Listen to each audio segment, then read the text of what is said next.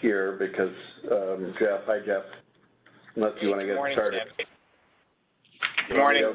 Good morning, everyone. Good morning. Do you want me to take it off, Jeff, or do you want to start it off?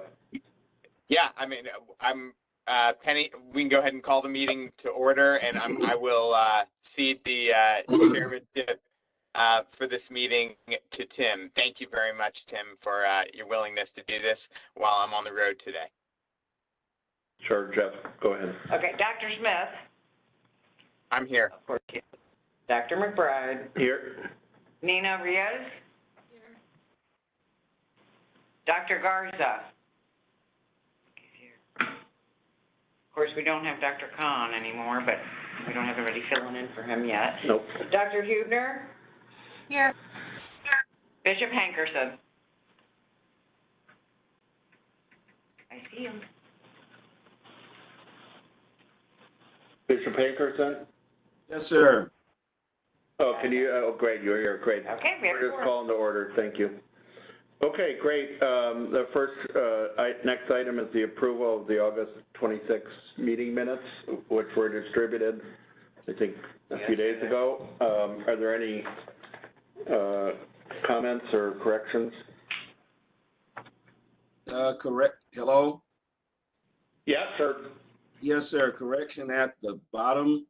It states that the next meeting is August 26th. The next meeting is today, September 23rd. You're right. Oh, good correction. Thank you. Good catch. Thank you, Bishop Hankerson. Any other corrections or comments? Do I have a motion to approve the minutes? I move That's to approve corrected. the minutes. Second. We have to do it. And a second. Who seconded? I think Bishop Hankerson. Yeah. We have to do a roll call on that. No. Okay. All right. Well, great. Thank you. I think we need all those in favor. All in favor. Oh, sorry. Thank you, Jeff. See, I don't know what I'm doing. All in favor of the minutes as amended? Aye. Aye. Aye. Aye. Anyone opposed? Hearing none, we can proceed, I think. So our next agenda item is the ACA accreditation. So we had our review and we scored 100% on all mandatory and 99.7% on all other standards. So that's a very high score, and we'll be attending ACA's winter conference to appear before their council and receive that certificate.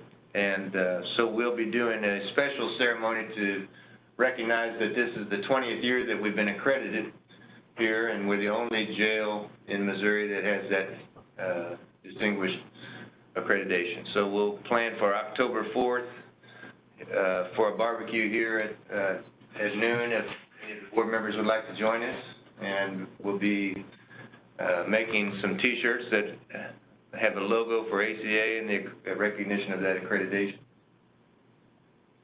Can you say the date again? Did you say October 24th? Pardon? October Can you say 4th? October 4th. Okay, thank you. Is that time? Noon? Noon. Scott, Go ahead, Jeff. I think you said 99% and change. There was one slight thing that they took off for. I seem to recall it was something rather trivial. Can you just let us know what it was? The size of the cell, which can't be modified, so that's the only one that, and there'll be a waiver of that. Okay. Thank you. Anybody else have any comments or questions about that?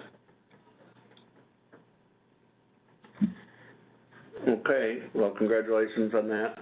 I can tell you also that since September 5th, all residents have been out in the day room and for recreation between 8 and 5, and then on a rotating basis in the evenings from 7 to 9:45. So that's more time out than even before the pandemic began. So that's, we're very proud to have that accomplished, and part due to our recruitment efforts. Good. Anything else on that? Anything else from the board? Okay, the next agenda item is Medicaid enrollment. So we are, with Medicaid expansion, we will have 60 volunteers being trained today, Monday through Wednesday of next week.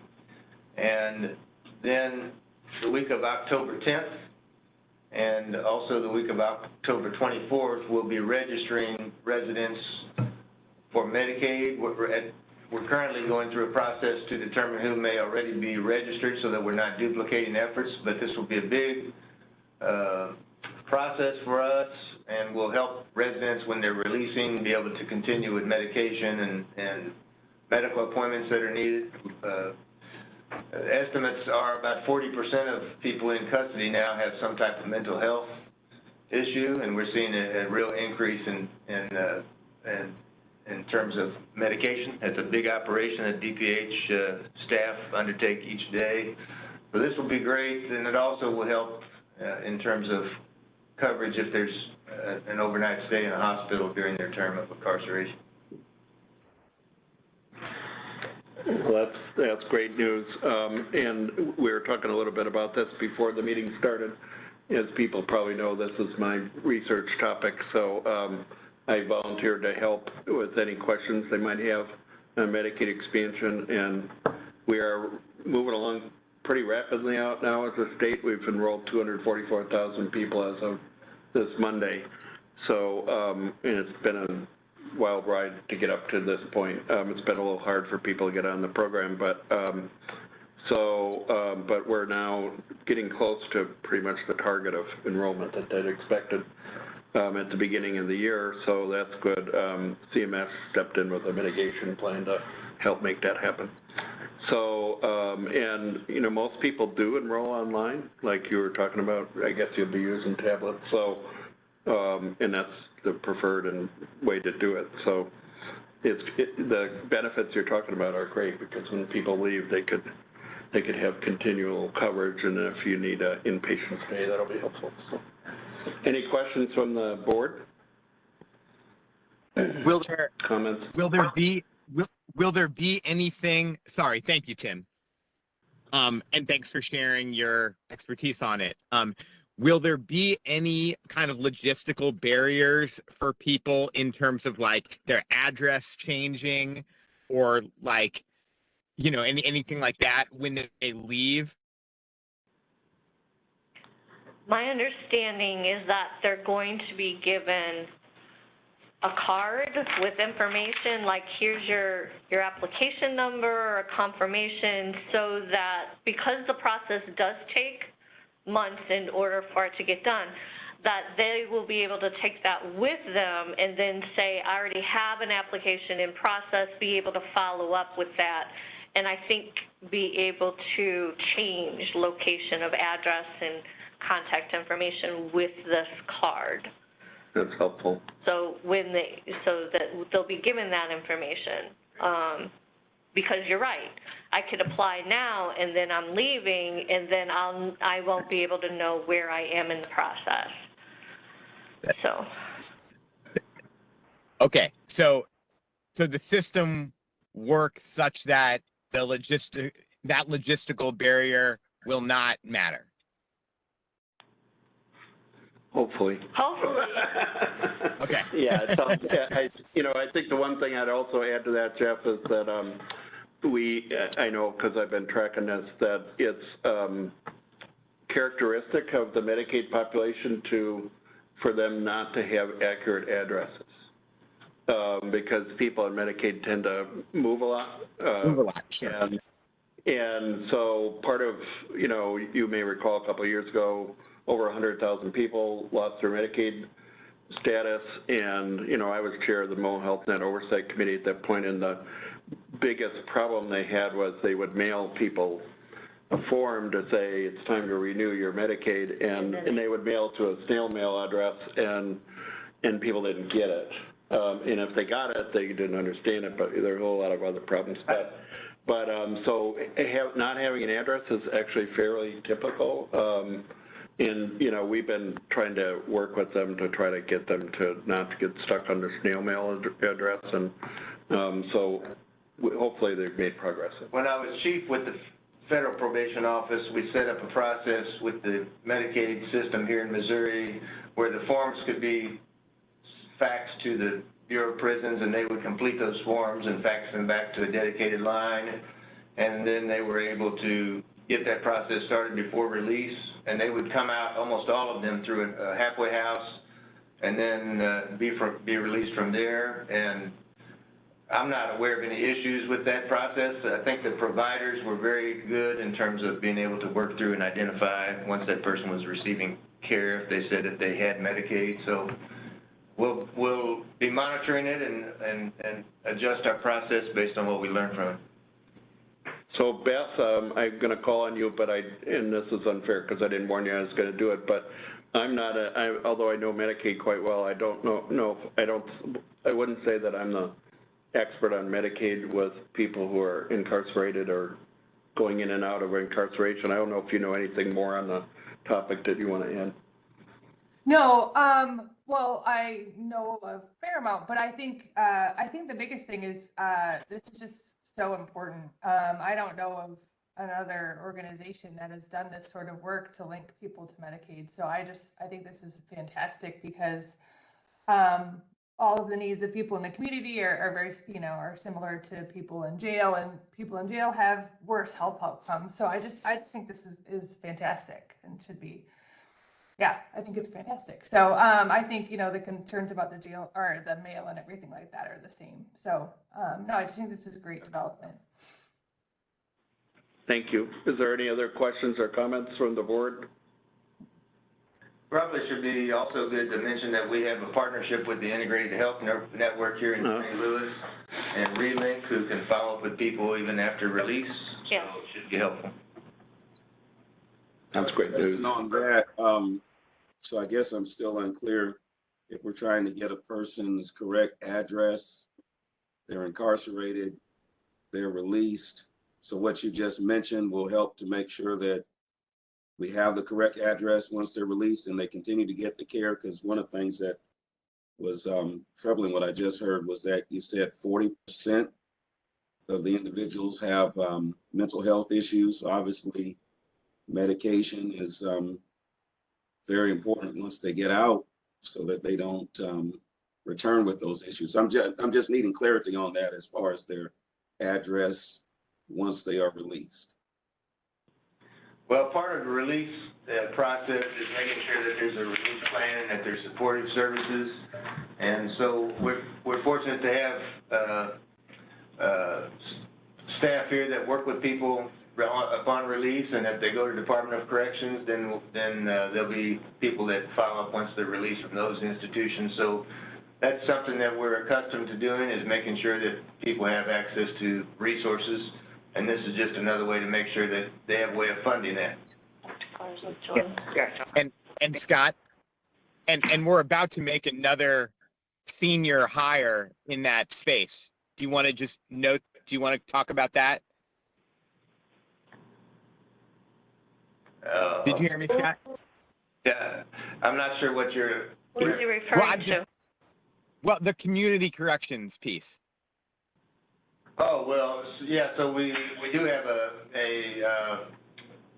a position that we're interviewing soon for that will be the manager over the community corrections branch, and will be this will be a big part of what that person's working on, just that transitional process and reentry planning, what can be started on the inside. The unique thing about the jail here is you have some people that come and post bond immediately. You have others that are here just for a short time, and you have some that are here for a longer time. And so Relink now is actually going over at arraignment and meeting with people and connecting them with resources so that we can not miss people even on that early stage of release. And Bishop Hankerson, I will say that I'm going to follow up after this meeting and ask people at the state that the question about the The address. address and how important it is. But I'm thinking that if they are enrolled, the important thing is their DCN, as it's called, their number. And, you know, I saw Dr. Garza's joined us. He may be able to add to this, but I think, you know, I know from the Medicaid records that that's where everything's tied, is to your number, your Medicaid DCN number. So it's probably most important that they have that. Do you have anything to add to that, Dr. Garza? And welcome. Hey, Tim. Sorry, I sort of jumped in the middle here, and so I without having to go relitigate everything, maybe we can talk offline. Okay, I'll get back to you. That's fine. No worry. That was unfair of me to call on you. So Whatever advice I offered would be completely out of context. So that's fine. Okay. Anything else on that? Well, just a couple things to add is, if you think about other areas like identification, we have the Real ID Act, and it requires, if you've been through that process, you know that it requires at least 3 different forms of identification. It's a much more difficult process to go through. So there are other examples of challenges with addresses changing, and those come back through the mail. Now with voter identification laws that are changing, so we're very aware of challenges that are faced with reentry, and we're committed to making sure that this process works. So it is a new process, but the great thing is that it's a possibility, and we're working through it. That's great. Any other comments or questions on that? You know, it'd be fun to have an update on this once we get it rolled out. And Sure. just how many people have been able to get on and how it's working. Because as Beth said, this is maybe pretty unique, so it'd be really good to hear back on that. Well, our surprising thing so far is that the ones we've checked, there's far more people that have already been enrolled that weren't aware that they were enrolled. Yeah, that's an interesting comment. So therefore, you know, this is really a good thing. We're able to identify, so. Yeah. Well, that's great. I look forward to hearing more updates on that. Okay, so I think our next agenda item is roadmap to address CGL recommendations. And I noticed, Jeff, in my email, you mailed something to me. I guess it's to the whole board. You're gonna. I did. Scott will explain more about the document, and I think the board's general interest is just wanting to ensure that, you know, the county taxpayers spent money, and the board spent a good year agitating to ensure that we did get, you know, a sort of comprehensive review, and we all want to make sure that we're on the same page in terms of implementing the recommendations that were made. So we appreciate that the leadership of the jail is similarly committed and not resistant to the recommendations. And we thought we just wanted to hear and kind of see your plan, Scott, for just on the implementation side and timetables for things. So you want to take it away? Yeah, so we're about 2/3 of the way already implementing. We've implemented about 2/3 of that already, so that's great news. The areas that we have remaining are that we have several with medical recommendations, and they're working on those with their, you know, a lot of those things take some time. There's staffing issues there. On the justice service side of things, there are some core areas that I'll share with you, and I think some of those are more easy than others. So there are a couple of areas where I'll ask for your assistance as a group, your advice. So initially, we have a recommendation to reduce the number of majors from 5 to 3 and reclassify unit managers to captain level or community corrections, being eligible for that position. And that process will probably be done by next week, just in terms of the position description, but it's also an issue where we have people in those positions. So we expect through attrition that we can make that adjustment, and there's also some budgetary positions that would need to be approved, which will be going through budget hearings next month. So by January 1st, we expect those to be completed. And we have another section that we're getting feedback from staff in terms of policies that might need to be changed and updated, and as well as a group working on policies where they may not be being enforced routinely as they should be. And so we have different people involved in that process that are reviewing those currently, and expect probably within the next couple of weeks to have that process finished. The other area that we have really where we could use your help on, every person that's on this call, and we're asking everyone in the jail to participate as well, is with recruitment, because shift relief factors of 1.88 are only possible if you have the staff available to schedule a shift relief factor. So at this point, we still have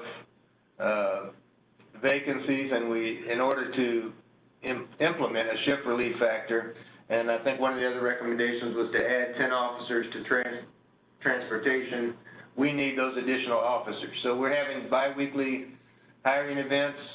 We're attending career fairs monthly. We have posted on social media, and we're looking for your assistance in recommendation advice in terms of how we can continue to increase our recruitment, because we early on we were bringing in about 10 new officers per month, but just yesterday we had two people that interviewed. So it's not unique to the jail here. Other jails in the region are actually losing staff. But since we've added 55 people, we've also had to add supervisors to supervise those people, which creates additional vacancies when people are promoted into those positions. So any suggestions you have on that, or people that would like to work with us on recruitment, we would welcome that. And then the last thing we have revolves around mental health and segregation. And we currently have a group, many of the same people that are on the MacArthur Grant Population Reduction Team, that are looking at serious mental health needs of people that are incarcerated, and there's a delay of over 1 year for mental health evaluation. But we do have a partnership with state mobile unit to come help. Yeah. Can you clarify that? There's a delay of over 1 year for psychiatric evaluations. Is that what you said? Yes. Yeah, so I believe I read an article recently that said there were about 130 people that are waiting. So state Department of Mental Health has had staffing issues also, and so that process is delayed. So we do have a mobile unit now that's coming to St. Louis to assist with that, and there's been some discussion about how maybe some of those could be done locally. But in the interim, we're looking at ways that, because if they can't be in general population, they're housed in an area by themselves. So we're looking at ways to, and one of those recommendations was to make sure that they get out every 21 days. And so we're looking at what can we do to increase and enhance mental health services. So we do have video psychiatric services, and there's some challenges with finding people that can provide that type of service. But we do have places for people that are coming in and helping as well.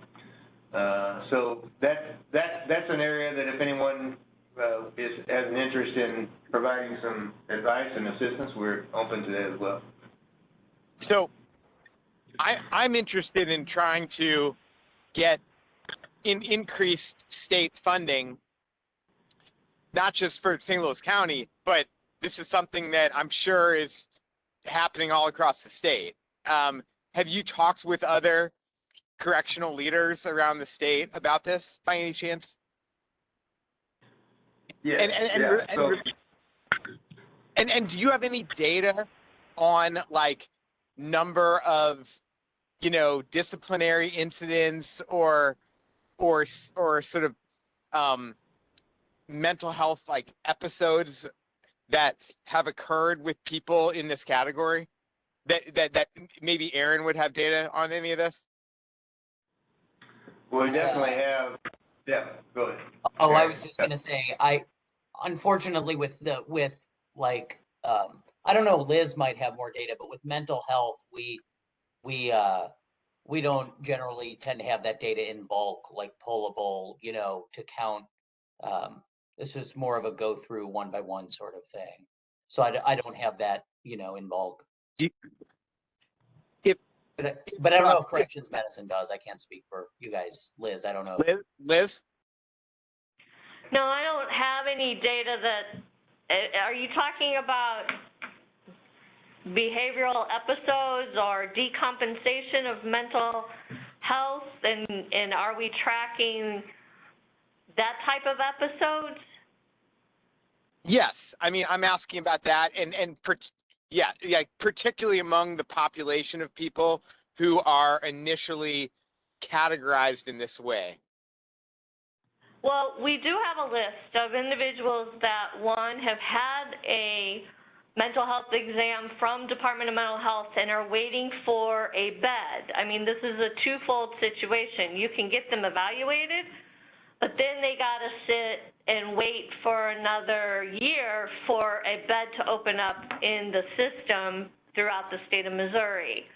So we do have a list of individuals that have, one, received the evaluation, and then we have two, the ones that are waiting for an evaluation. So I do have those numbers, which we discussed at not the PRT meeting, but a SMI meeting. And then, okay, that's super helpful. And then since you have both those lists, would there be a way to, with, taking off identifiers, to be able to provide statistics on how many, episodes there have been? I'm just thinking, like, in order to make the case for policy change at the state level, it would be helpful to show that there are, adverse outcomes and effects happening in real time from this population due to the significant delays, first in getting the mental health exam and then getting beds for those who need them, right? And then you got one other thing. Then you got the third one. They go out to the facility, come back, and then they don't go to court. And so then they decompensate because they're here for 6 months, 9 months, a year, and then we need to start the process over because now they're not fit to stand trial again. Oh, okay. So there's that issue as well. Yeah, so we actually are pulling together information like that on cases and then sending that with requests to expedite those processes to the state. So we definitely have that information, Jeff. Okay, I'll follow up with you offline on that, Scott, okay? All right. Liz, Yeah, go thank ahead, you. Liz. Yeah. Okay. Thank You're you, welcome. Liz. Group, is it okay to let Dr. Hendrickson from County DPH? Yes. Thank you. Oh, okay. He's a Valerie, because Valerie's not here. Okay, got it. So are there other comments or questions on this whole topic from the board? I just had a question on the 21 days, a question of clarity. When you say they get out every 21 days, that's a person with severe mental illness. And when you say get out, they're released into the general population. I just need clarity on that. That's not. No, so people that are in segregation already get out 1 hour per day for their own recreation time. But the recommendation from CGL was that they be out of and this wasn't just for mental health residents, it was for anyone that was in segregation to be out for at least 3 days every 21 days. So that is the challenge, and that's what we're seeking recommendations and advice from. Gotcha. Does that help, Bishop Hankerson? Yeah, that helps. I guess it's, I don't know, I'm somewhat troubled when you say there's the delay in the evaluation and all, and it almost sounds like the inmate is stuck in a cycle, you know. So that's There've been several, troubling. there have been several media articles on this recently. Post-Dispatch has published an article. I know there's a lot of attention on it, and we're committed to working to try to find resolutions. And so we do have these monthly meetings where we're talking about cases, and you could participate if you're interested in joining that meeting. But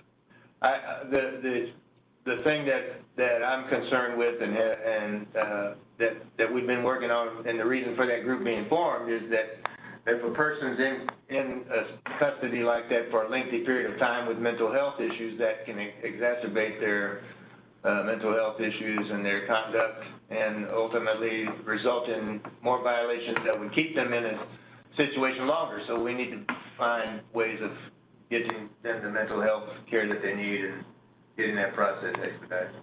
But you also have challenges with the fact that some of those cases are jury trial cases, which are taking longer because of the pandemic and the backlog in cases that are being worked through the court system. So there are a lot of other variables. Right. Good question, Bishop Hankerson, thanks. Anybody else on the board have a comment or a question? Well, I want to say that this spreadsheet is very helpful. I haven't had a chance to go through it line by line, and I love the fact to be able to see what your goal is and which ones you've completed. You know, it'd be great to see this keep coming back to the board. Right? That's just my comment. So we can sort of keep track of how you're doing. And there's no, I'm trying to remember CGL, when I saw this, there was no like end date to implementing all this, because this is a different request. It's not like accreditation or something. But the latest date we have for implementation is January 1st. That's our goal, or to finish all of these. And those that are January 1st are related to the budget, which can't be implemented until the budget would start January 1st. Okay. Well, I mean, just speaking for myself, I would love to see this coming back as maybe a regular agenda item. And as far as the health ones, I'm just scanning this pretty quickly. You mentioned that you hadn't had a chance to fill out those dates on the health part of the spreadsheet. Yeah, so A lot of them are contingent on the big, huge staffing contracts trying to award, and then a lot of it has to do with being able to facilitate medical care off of an electronic health record that is good, which is also with we are investigating, looking at changing and getting a new health record that would help with collecting statistical data to be able to determine outcomes and successes, but that too revolves around the budget. And so we're aware of, I mean, what GCL stated was not a surprise to us in any way. It revolves around staffing and being able to have better technology in helping track things and providing care. Well, that's helpful, and it's probably important that the council know that that's part of the barrier to getting that done. Yeah, they're working on that too. Yep, exactly. He's working across the street to help. Yep. Other comments or questions? Okay, thank you for that report. Aaron, you're up on the dashboard.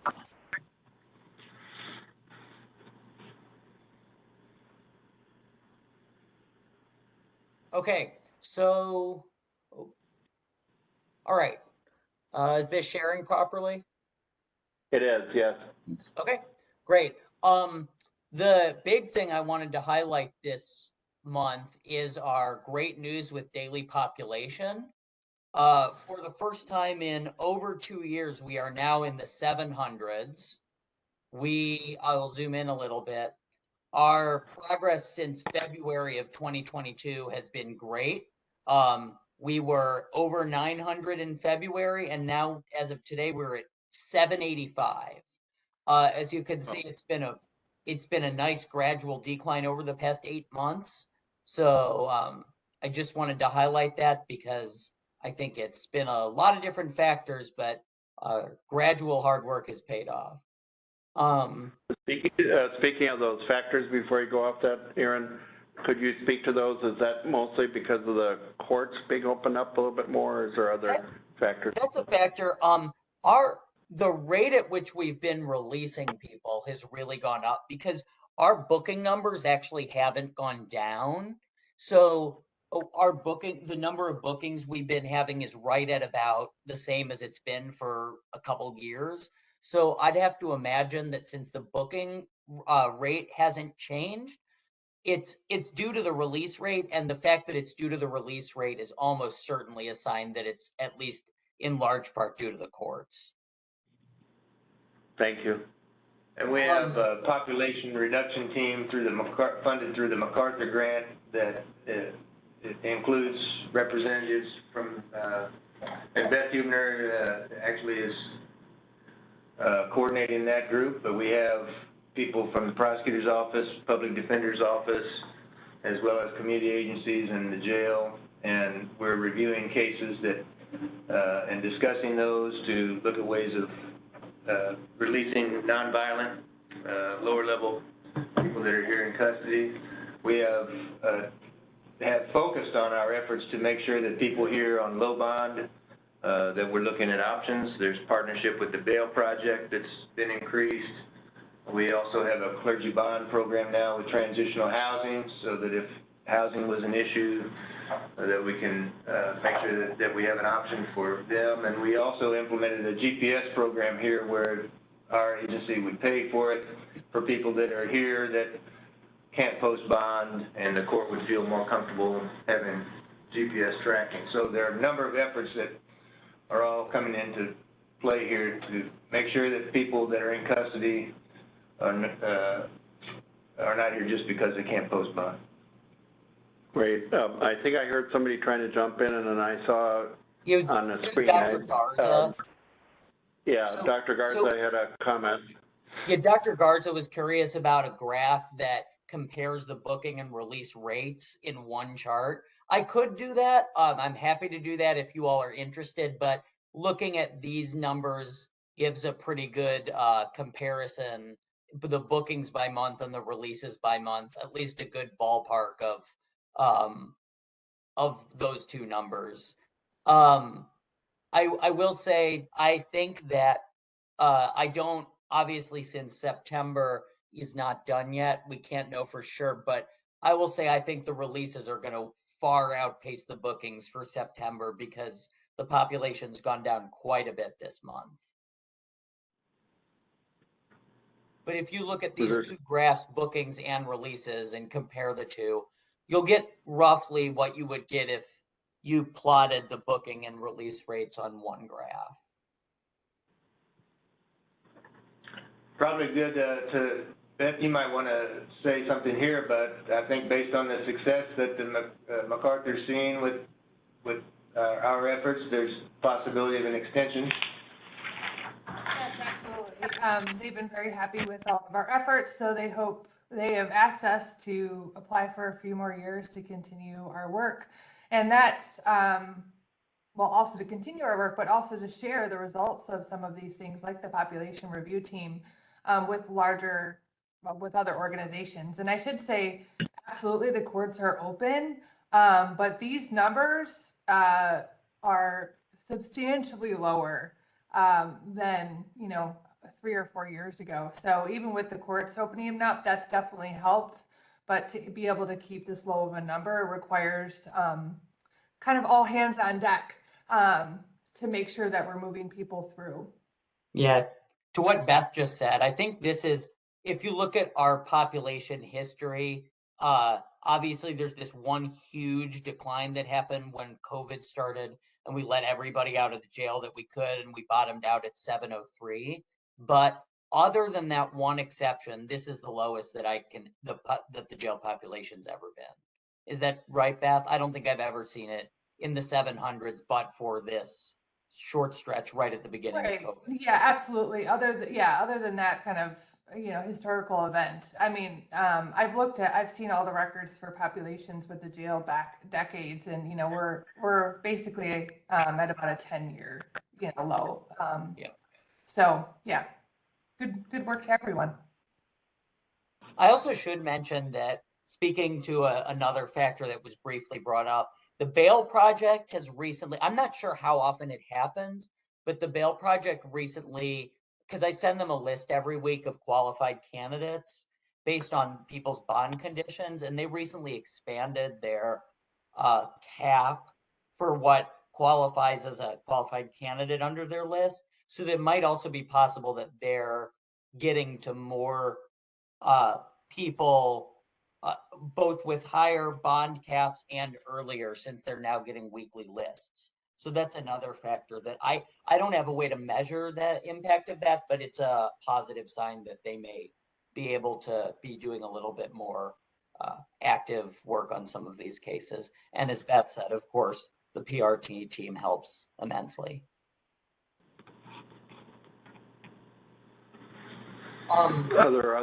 Keep going, Aaron. I interrupted you. I apologize. Oh, no, you're good. I wanted to bring up that use of force was again pretty low this month. It was a slight bit higher than last month on a per resident basis, but we're still talking about pretty low compared to some of the prior years. Yeah, for most of this year, the numbers have been pretty low, with a couple moderate exceptions. The numbers look pretty good on this as well. Are there any questions on the main dashboard before I go over to the supplemental dashboard for some of those metrics? It's just Dr. Garza, did you? I'm sorry, go ahead. Go ahead, Bishop Hankerson. I was just saying, it's interesting to see the population goes down when COVID hits, but the use of force goes up during that same time. Can you kind of explain that, what happened there? Well, it was a little bit of a unique period of time in the jail. Scott can speak more to that, but I would say that the use of force going up in that same period might not be particularly directly related to the population going down. I'm not seeing that, though. If you look, hover over that, if you wouldn't mind, because the pandemic's, let's take a look at that. Daily population or use of force? Well, it looks to me like it's going down, so I'm not seeing where it's going up. I think he's talking about the earlier period. Yeah, March 2020. Yeah, March 2020 is when the pandemic started, and that actually is lower than it was early in 2019. So maybe I'm not looking at it. I think you might be talking about this period in here. Sorry, I'm pulling it up on my computer so Scott can see it closer. Sure. So this part is certainly dropped, but this part was so I the mean, early part. here's the peak of use of force that happened in March 2020, which was when COVID hit, and then as we went down in terms of the number of residents, use of force also seemed to go down over that time too.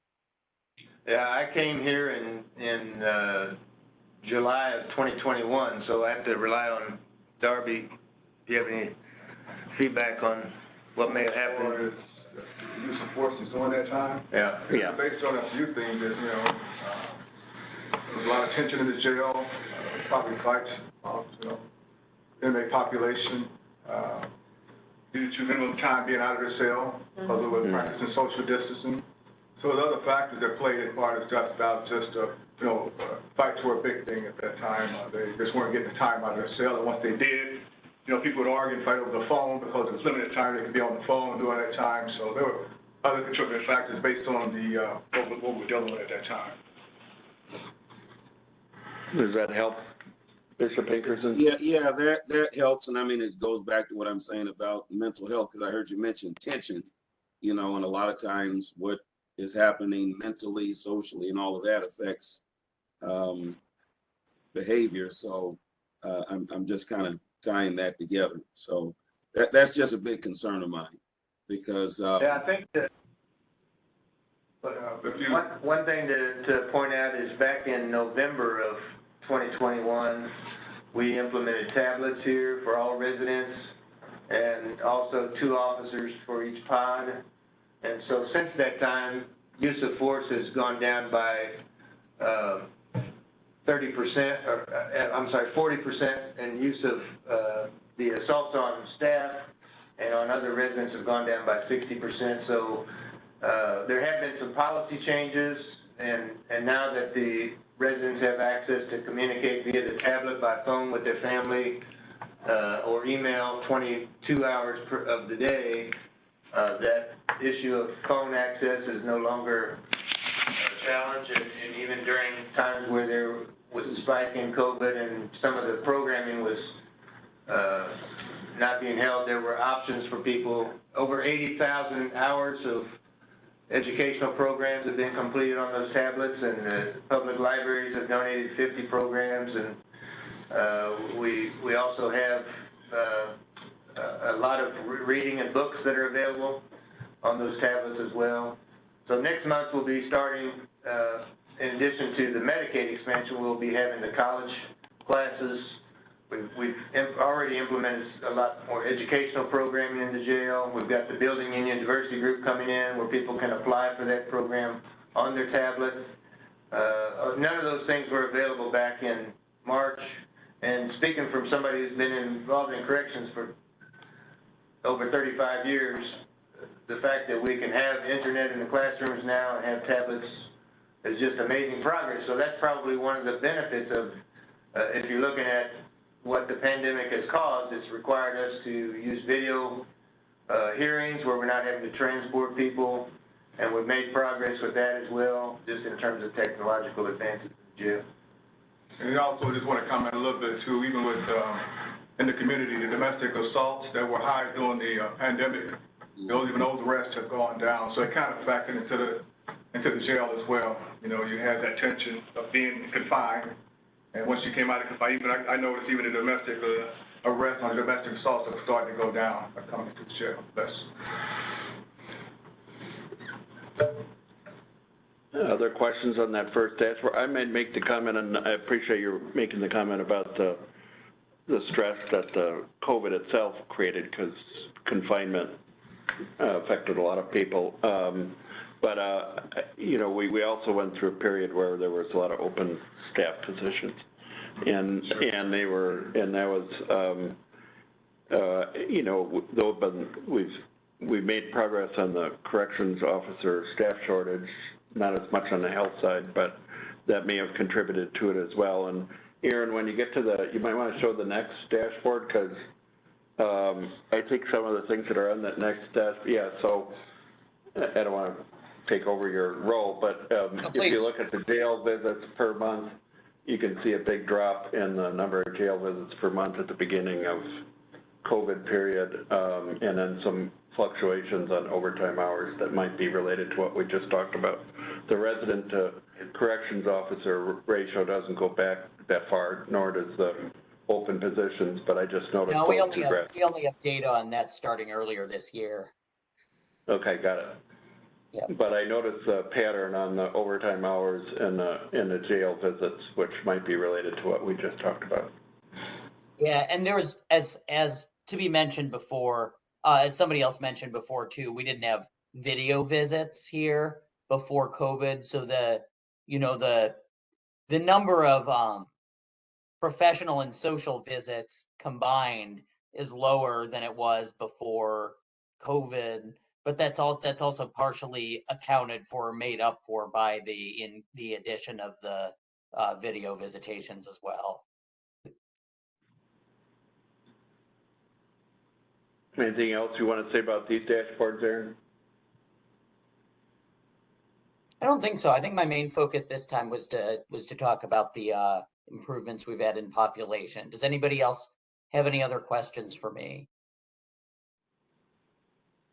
Dr. Garza, if you're still on, you had that question about putting those graphs together. Was that adequately Yeah. answered, or do you want to follow up? No, I think it's fine. I think I didn't realize the other chart was right next to it, so apologize. Oh, no problem. No reason to apologize. Okay. Anybody else? All right, Liz, you ready? Yep.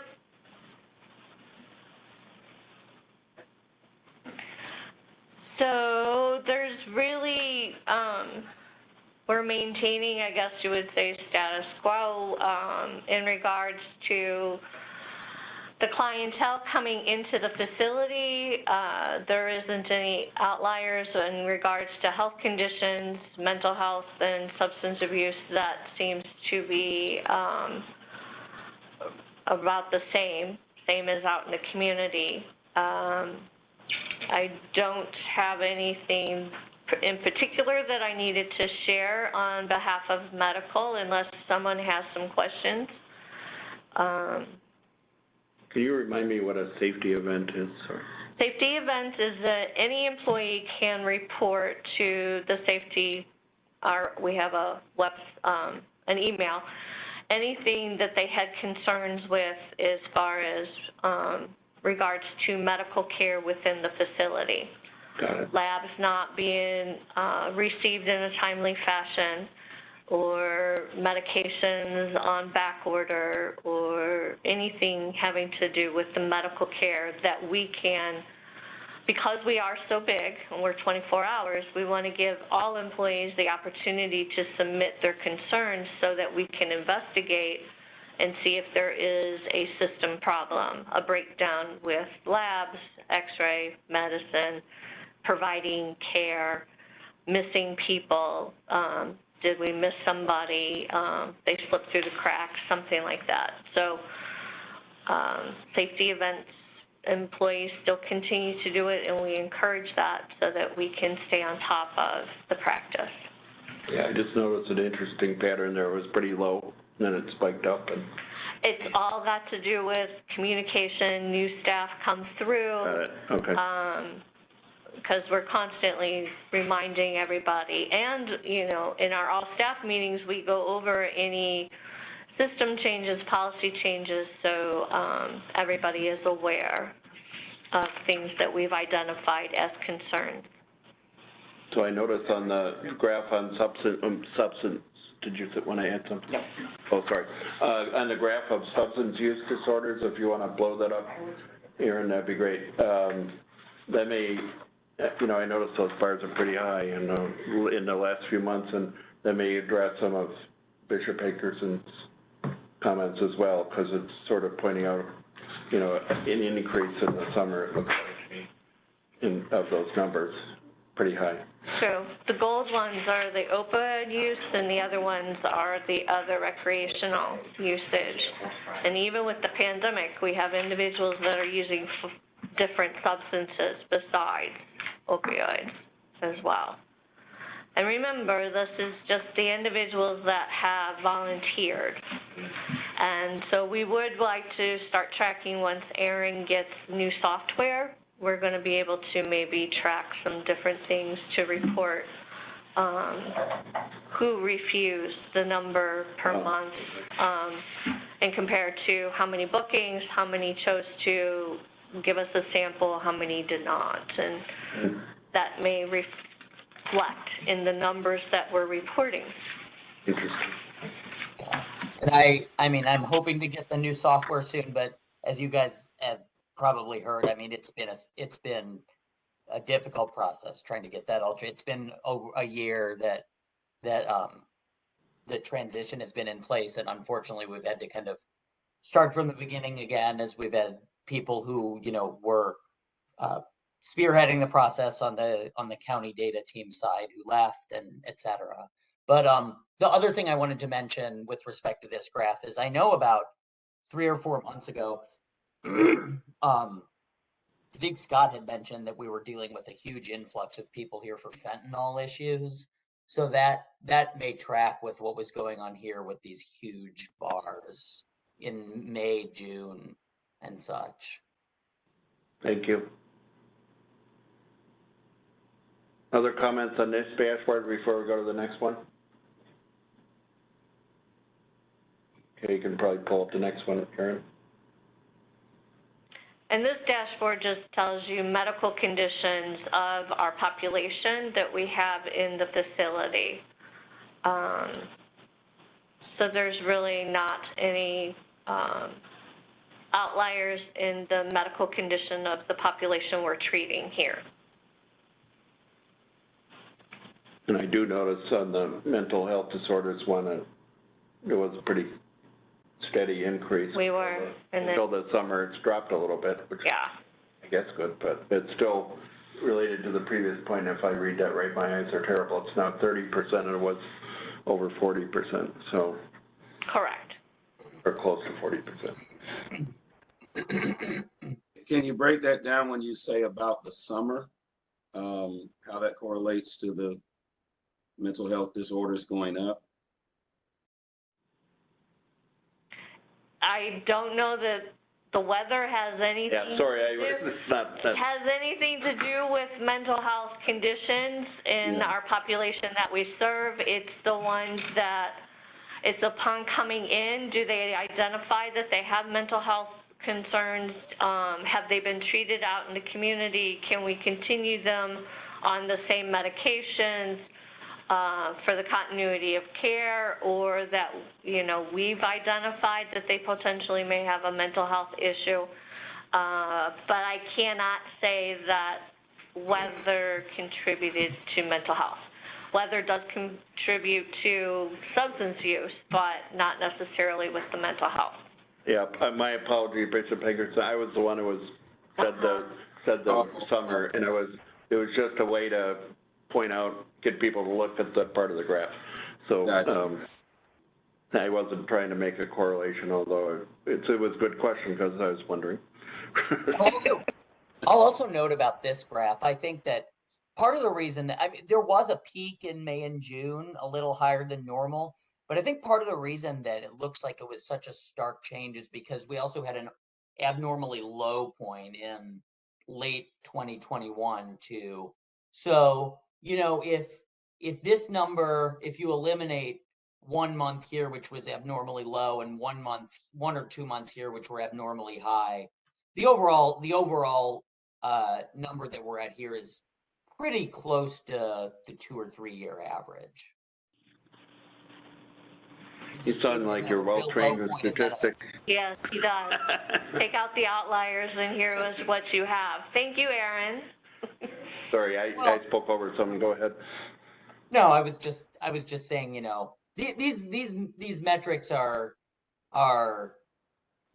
there's not a whole lot of data points is the point I'm trying to get at. We don't have you know, 25 years here that we're looking at to identify whether these deviations from the norm are really significant or not. So it is what it is. Yeah, one good point you're making, Aaron, is that in any time you have data that is daily, monthly, time oriented, you can have noise. And it's certainly you want to look at the noise to see whether it's a trend or not, or if it's just noise. Thank you. Any other questions? I can give you our COVID update. We were just shy of 23,000 COVID tests that have been done since the beginning of the pandemic. And we have 560 positives since May of 2020. And currently in-house, we have 2 COVID positive individuals that came in from the street that tested positive. So. I was calculating your rate here real quick. Oh, what's my rate? 2.4%. So, and you know, Dr. Garza, I hate to do it in front of him because he's the expert, but that seems like a pretty low rate. Although you may want to speak to the fact that the tests now are just the whole population is different. Has anything changed with regard to that in the jail? Like, you know, I know from on the board that I'm on the St. Louis Health Board, it's people are doing a lot of at-home tests. Well, we're doing rapid tests upon coming in, Okay. and then we will do the PCR if based off of symptoms and things like that, so. Got it, thanks.